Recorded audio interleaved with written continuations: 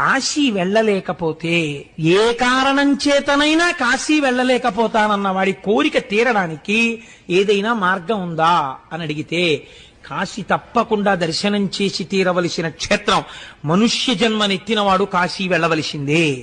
ఒకవేళ ఏ కారణం చేతనైనా కాశీ వెళ్ళకపోతే ఏం చెయ్యాలి అంటే, శాస్త్రం అంది 5 కాశీలున్నాయి. ఈ 5 కాశీలలో కనీసం ఏదో ఒక కాశీకి వెళ్ళాలి.